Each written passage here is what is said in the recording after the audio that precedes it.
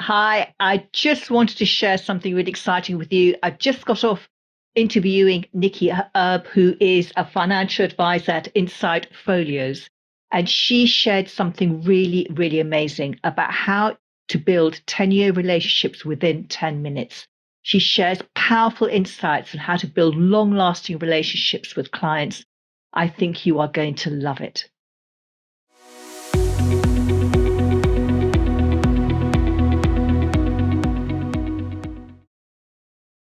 Niki, so great to have you on the show. I've been so excited about interviewing you.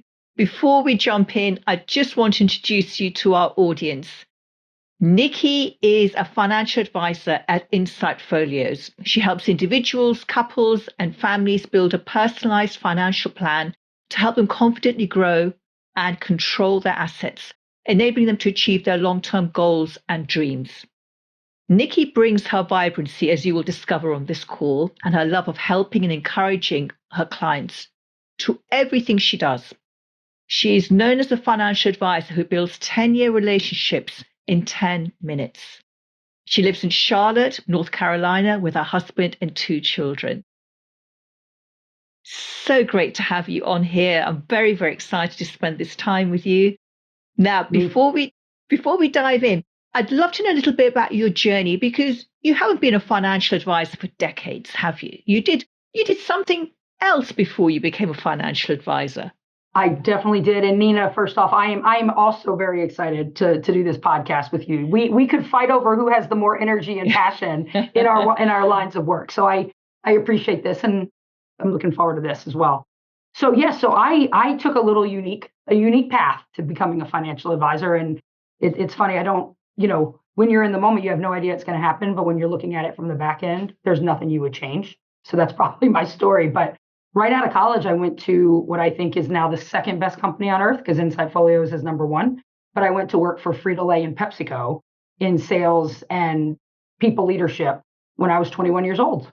And, every couple to few years, I did a new role through there and did some sales, operations, HRE, financey roles, but all in the people leadership realm. I had a blast, working for a culture, driven by working well with people, servant leadership and frankly driving results together. Loved it until I was sitting in a review with my leader that I respect, love, who understands me, and we realized, like, at that review where you're doing so what's next for you in your career? What's the next role, and what's the next couple roles, and what are we going to do to work towards that?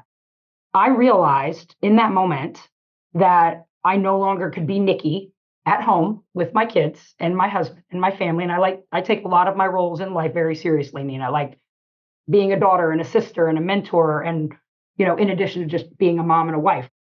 I couldn't be those things presently and all in and be the leader that my teams at work deserved. And frankly, what was required to win and be successful at Frito-Lay. And I was not willing to sacrifice either one of those. And I said, I've got to do something different.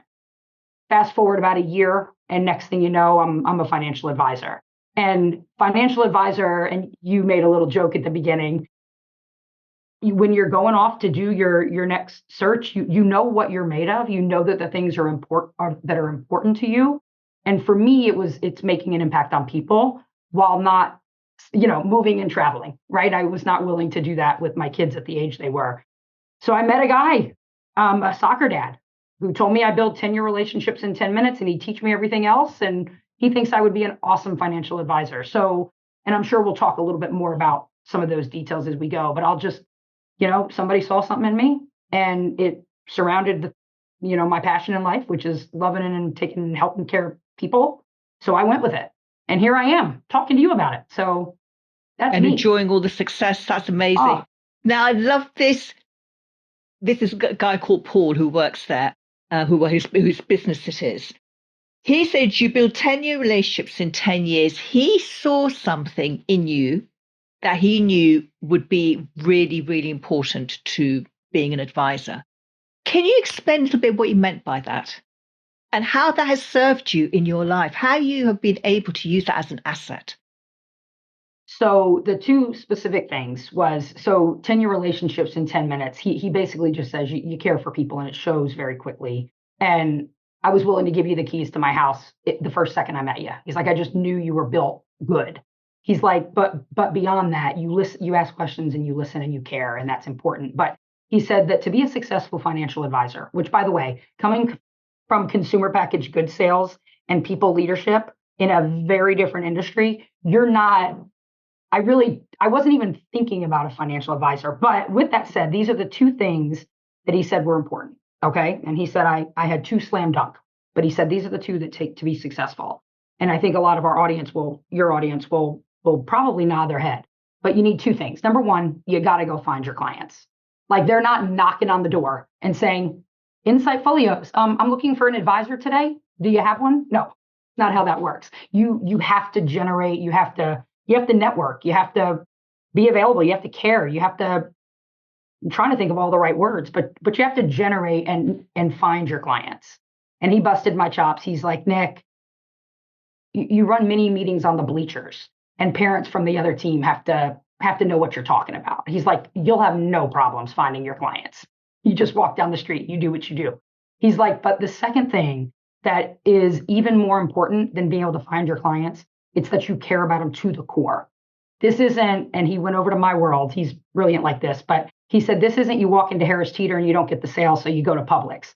No, when somebody asks you to manage their finances, you are there through everything. You're there through the high moments, the low moments, and losing people and having babies, getting jobs, losing jobs, right? Being empty nester, it's all the things. And those moments in other people's lives have to matter to you beyond the money that they're investing with you. And he said, Nick, equally as often as I see you running mini meetings on the bleachers, he's like, I see you sitting right next to somebody, looking them right in their eye and listening to them. I don't know what you're talking about, but I can tell that you care. Nick, those are the two things. I'll teach you everything else. And here I am. So Amazing. that's the 10-year relationships in 10 minutes and kind of how I jumped over and decided this is the right place for me because I can do what I love to do. And do it really well as well, I can imagine. Well, thank you. How do you build 10-year relationships in 10 minutes? Maybe it's just so normal to you. It comes so naturally to you. You've never actually thought, well, this is how I do it. But if you were to explain it, how do you do that? I think I think a lot of people do it, don't realize it, but you ask questions and listen, and you genuinely care for the answer. So, and again, you'll hear me bring up Paul quite a bit, but he has shaped I tell him outside of my father, there's nobody who shaped my life more than him and God, really. But my parents, I shouldn't have said my father, but so here's the thing.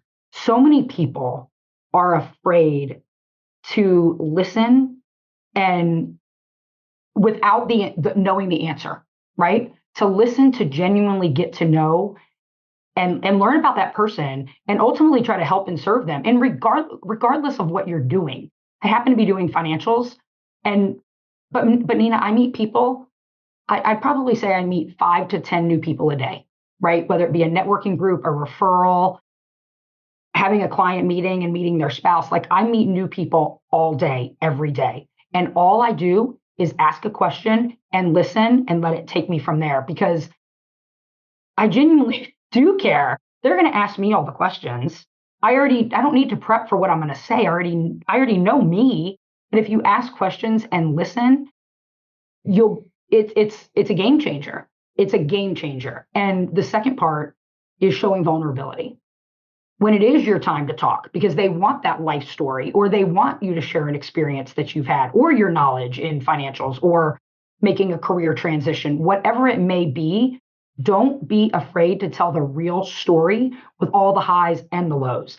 Because truly, what people are going to latch onto and what's going to make you real to them and what's going to build that 10-year relationship is that they're going through a challenge too. They're not perfect too. Oh, so how I'm feeling, because most of the time when you're talking to people, Nina, they have a need. You have to learn what it is, right?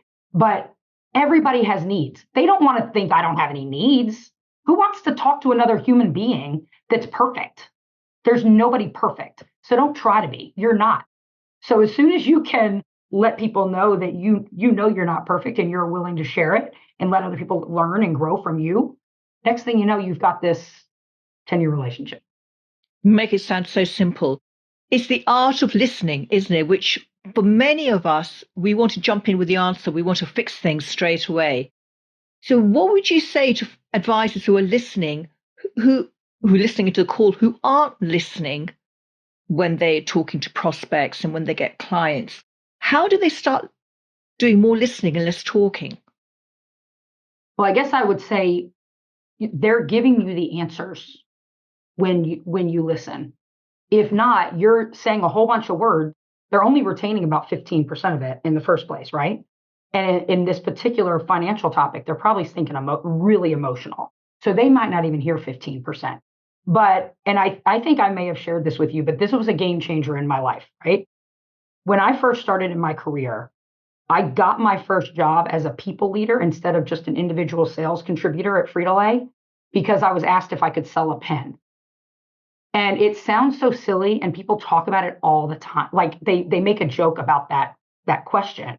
It's not a joke to me. It is, to me, the basic concept of sales. So when somebody says, "Can you sell me a pen?" or they walk in a store looking for a pen, instead of assuming that they want the nicest pen in there, you ask them, "What are you looking for in a pen?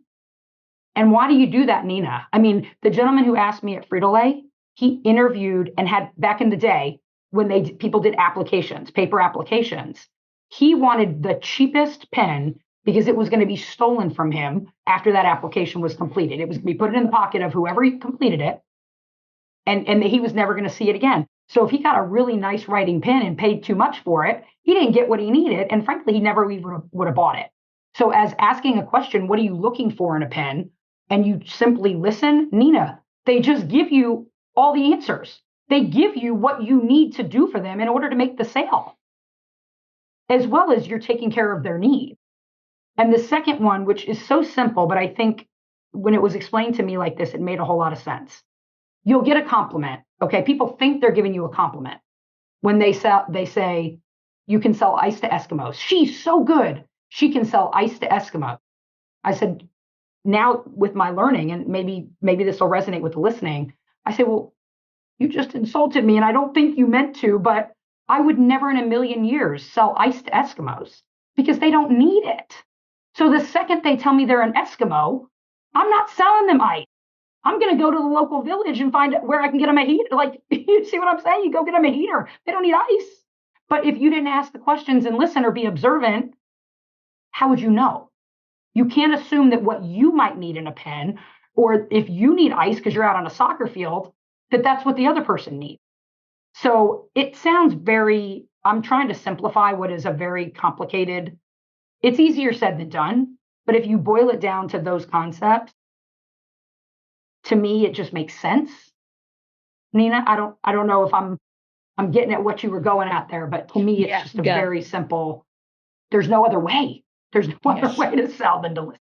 Yes. So it stops it from being a transactional relationship with the client to becoming a proper relationship, because as you said, everyone's got unique needs and desires. You could have two people living next door to each other in similar houses, similar sized families, similar assets, etc., but they could have completely different needs and dreams about the money that they have.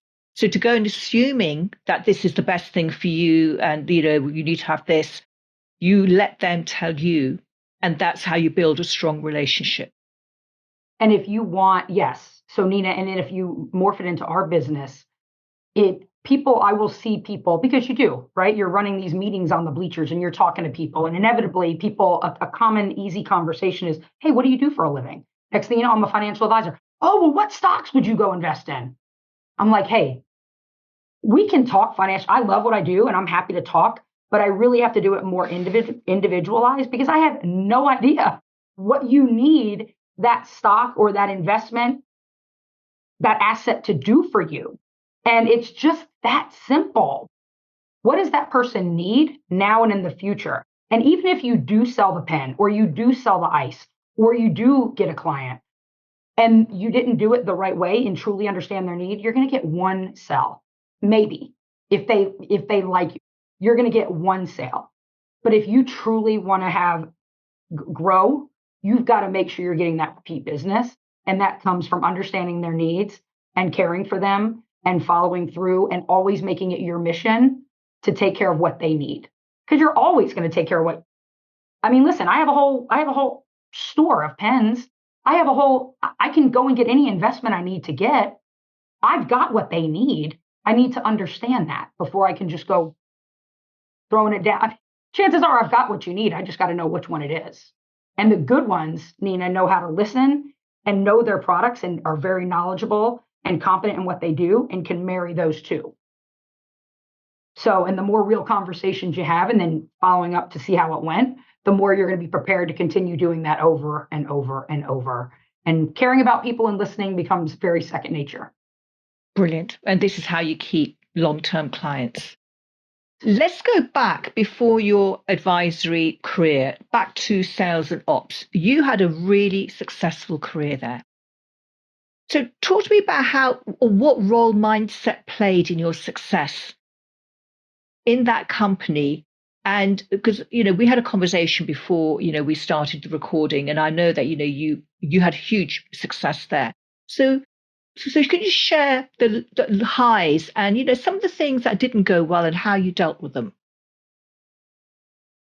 Well, so I would say the first thing is the absolute first thing is to keep people first. It sounds kind of cliche, but if you ask me what drove performance in sales, I would walk in, and back then it was supermarkets for me, right? I'd go in and call on buyers. I would call on store managers, the owner of a bodega. So you go in, and the first thing I would say, if they're the owner, are you looking for profit or pennies? Are you looking for it now or more of a long term? And then listen.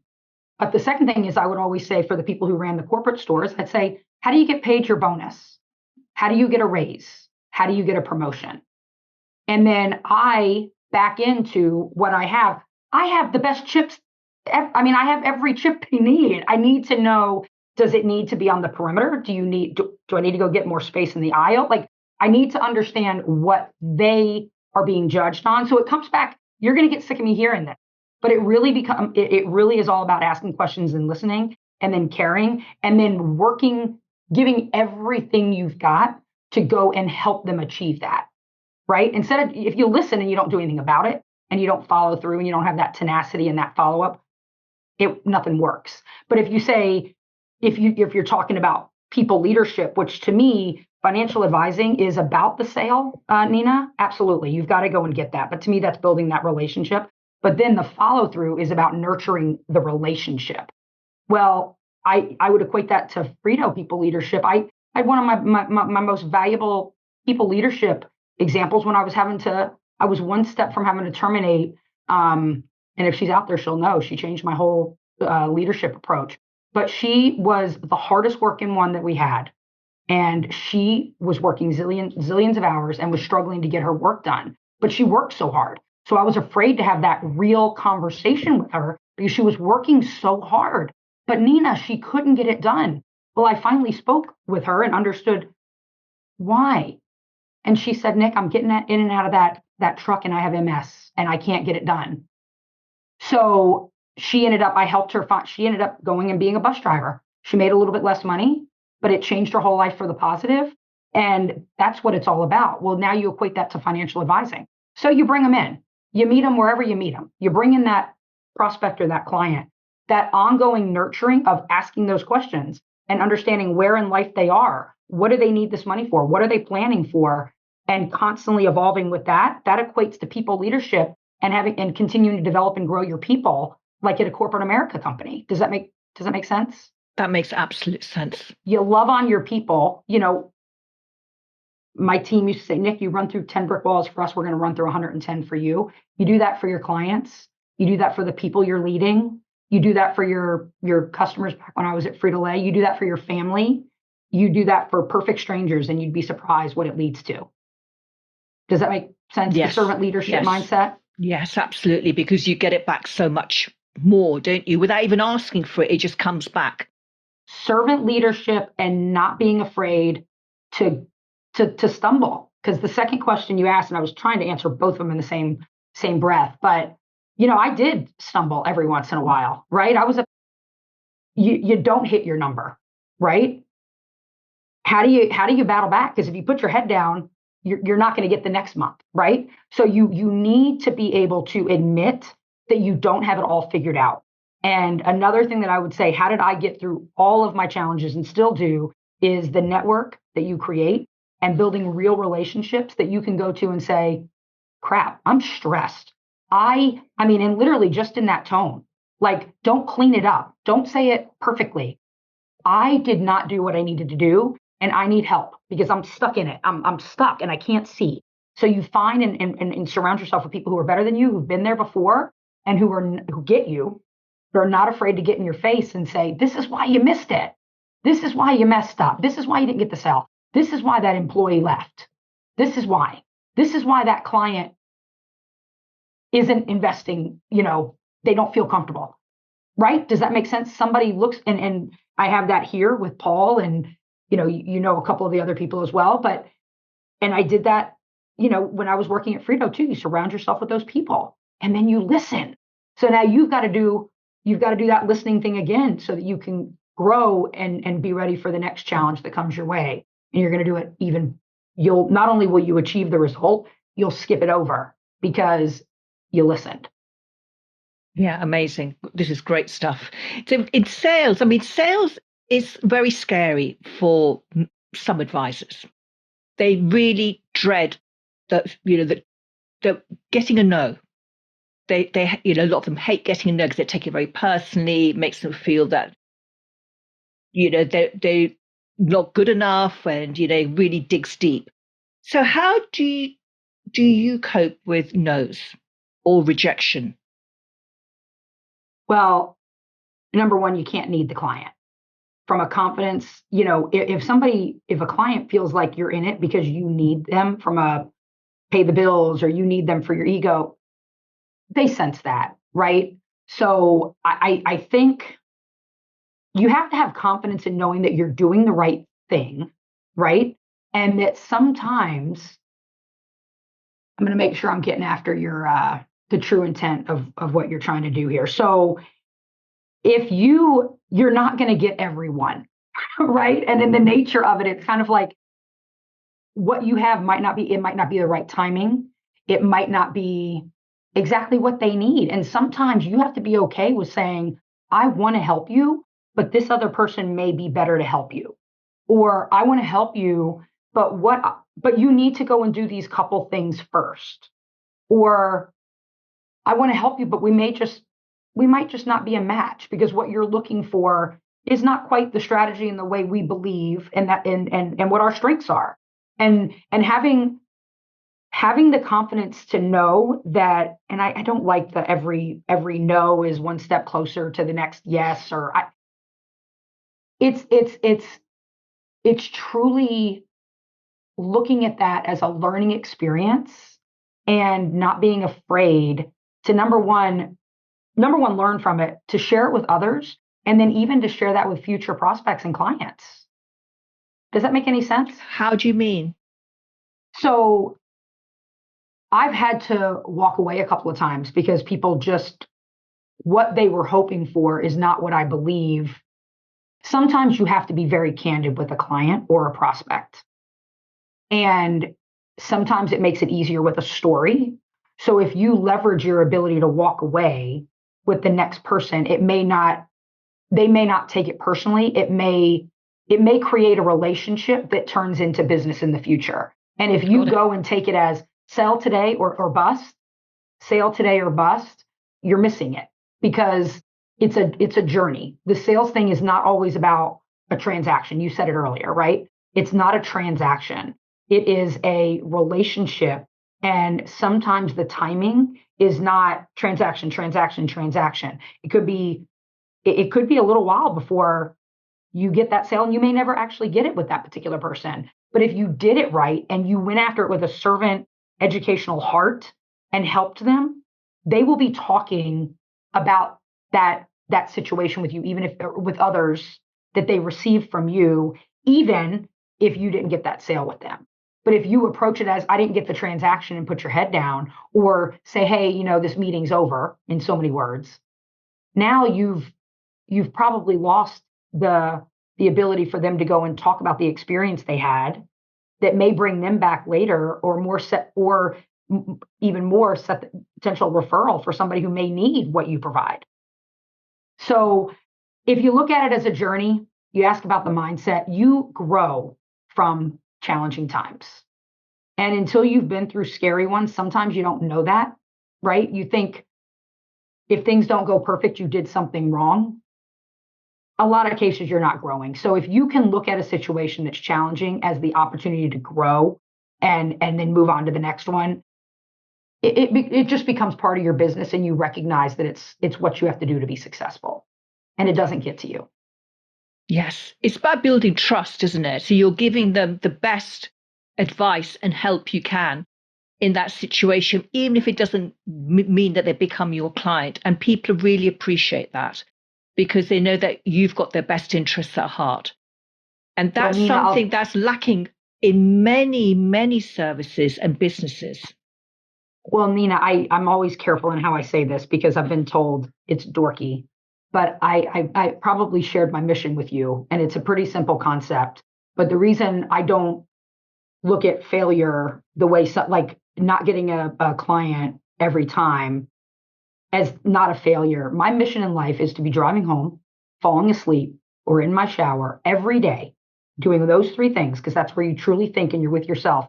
I need to be able to think about somebody else who's driving home, falling asleep, or in their shower, saying, I'm a little bit better today because I had Niki in my life. Sometimes that's not financial. Sometimes it could have been a really quick little pep talk as you were going in to pick up, the milk in the grocery store. Sometimes it's a 2-hour meeting that you thought was going to be an hour, but you had to lean into it, and then they walked out because it wasn't the right timing for them to invest financials. But they drove home learning something, growing from your experience. So if you can look at it that in life, or even in this business, it's not a did you get a new client? It's did you make an impact on another human being, and are they better because of the conversation? I'm better from everyone because I just am. I listen and I learn something from every single person who comes in, whether I get them or not. So to me, when you ask mindset, it's did you serve another person today, and did you make somebody else better, and did you grow a little bit along the way? And if the answer is yes, to me, that's the clients come. The clients come. Clients come. So you are leading with service. The most important thing that fulfills you is serving. And when you serve, then the income comes as a side effect of being of service to other people. So rather than thinking I need to make this income this month, you're going in thinking I need to help people have better lives, impact their lives positively, serve them to the highest standard that I can, and the money comes as a result of that. So it's really not focusing on that. It's just focusing on what can I do to help this person.